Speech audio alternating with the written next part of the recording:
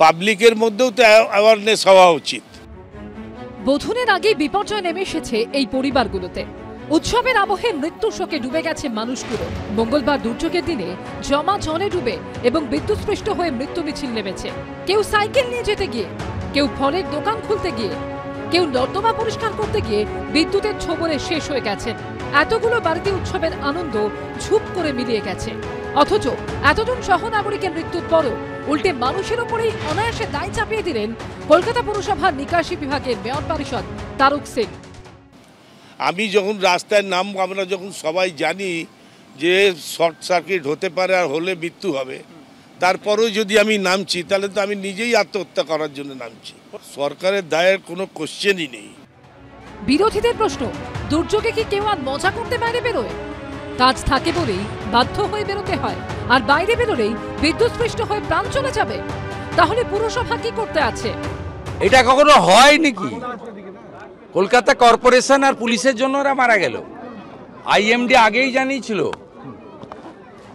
মুখ্যমন্ত্রী 2 লাখ টাকা নিতে না বলবো, আমি 2.5 লাখ টাকা করে দেবো। অনেকে মনে করিয়ে দিচ্ছেন মঙ্গলবার মেয়র ফিরহাদ হাকিমও কলকাতাবাসীকে বাড়ি থেকে না বেরোনোর পরামর্শ দিয়েছিলেন। আমি কলকাতাবাসীকে বলবো আজকের দিনটা দয়া করে বাড়ি থেকে বেরোবেন। অনেকগুলো জায়গায় এরকম বেরিয়ে বিদ্যুৎ পৃষ্ঠ হয়েছে। 50 কিউসেক জল নিকাশির ক্ষমতা সম্পন্ন পাম্পিং মেশিন বিকল হয়ে পড়ে আছে।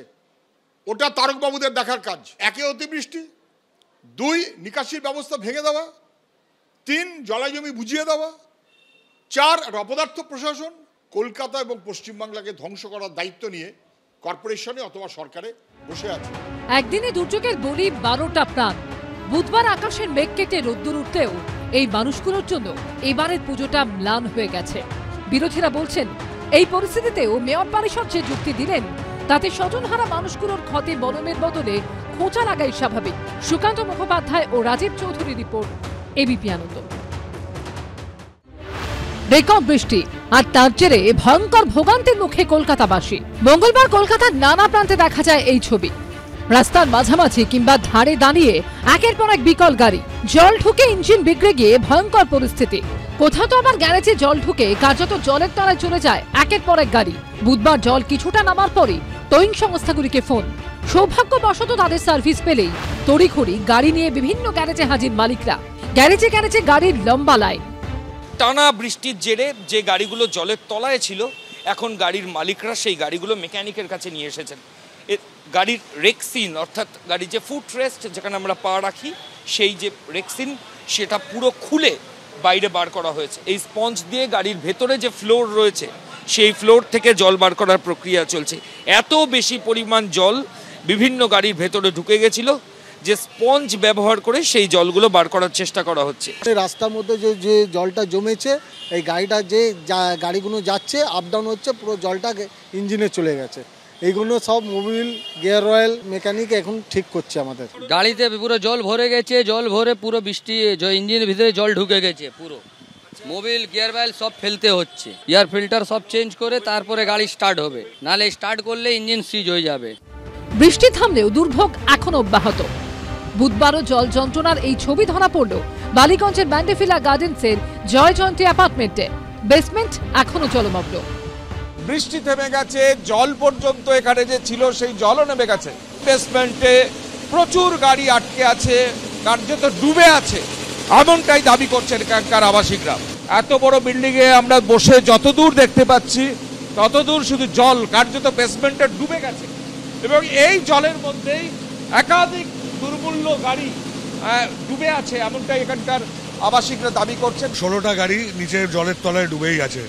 সব একটা মার্সিডিজ আছে, একটা সেল্টোস আছে, একটা ব্রিজা আছে, একটা স্কোডা আছে, সব দামি গাড়ি, মানে গাড়ি জলের তলায়। আমাদের লাইট নেই, জল নেই, মানে এখানে সব বয়স্করা থাকে, তাদের মানে বাড়িতে একটা মোমবাতিও নেই, কারণ আমাদের কোনোদিন এরকম হয়নি। এক বৃষ্টিতেই এই হাল। ফের যদি আকাশের মুখ বেজার হয় তাহলে যে পরিস্থিতি আরো খারাপ হবে তা বলাই বাহুল্য। ময়ূর ঠাকুর চক্রবর্তী ও কৃষ্ণেন্দু অধিকারী রিপোর্ট, এবিপি আনন্দ।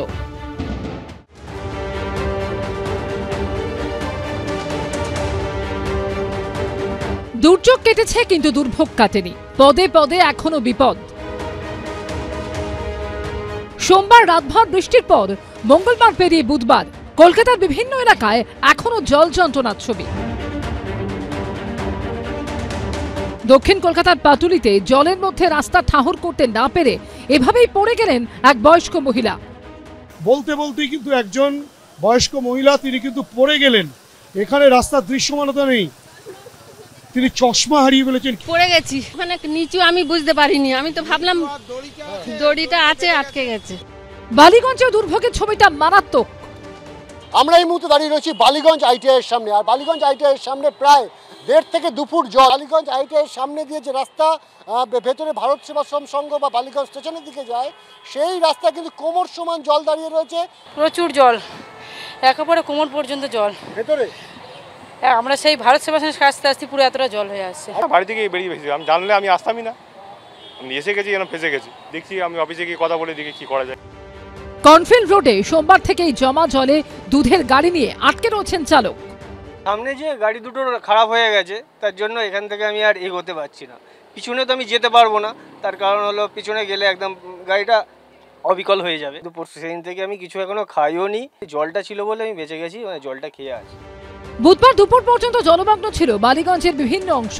সবচেয়ে বেশি জল জমে রয়েছে মার্লিন পার্কে। बहुत दिक्कत हो रही है, पूरा पानी में चिकना चिकना हो रहा है, जैसे कोई केमिकल मिला हुआ हो, और इससे इचिंग भी हो रही है सब जगह। 24 ঘন্টা পর রাস্তায় জল, বাধ্য হয়ে জামা প্যান্ট গুটিয়েই রাস্তায় বেরোতে হচ্ছে সাধারণ মানুষকে, হাঁটিয়ে নিয়ে যেতে হচ্ছে স্কুটার। এত বড় সামনে খাল আছে, প্রশাসন যদি করতো তাহলে তো আমার মনে হয় হয়ে যেত। একটাও কাউকে তো দেখা যাচ্ছে না। বাইকটা বন্ধ হয়ে গেছে, পর্যন্ত জল আছে, কোমর পর্যন্ত জল আছে, পুরোটা পুরো ভিতরে, পুরো তিলজলা হাই স্কুল পর্যন্ত। উত্তরে সুকিয়া স্ট্রিটের অবস্থাও ভয়াবহ। জমা জলের সঙ্গে ভেসে উঠেছে আবর্জনা, প্লাস্টিক। প্রায় 48 ঘন্টারও বেশি সময় কেটে গেছে, কিন্তু গোটা যে রাস্তা একেবারে সামনে আমা স্ট্রিটকে যা কানেক্ট করছে, গোটা রাস্তাতে জল, একেবারে জল রয়েছে এবং সামনের দিকে সেই জলের উচ্চতা প্রায় কার্যত কোমর সমান এবং এই মুহূর্তে সাফাই অভিযান চালানো হচ্ছে। সকাল থেকে রোদ উঠলেও উল্টোডাঙ্গার ক্যানেল সার্কুলার রোডের একাংশে দাঁড়িয়ে জল। রাস্তার মধ্যেই তৈরি হচ্ছে সুইমিং পুল। আমরা এখন দাঁড়িয়ে আছি উল্টোডাঙ্গার ক্যানেল সার্কুলার রোডের সামনে।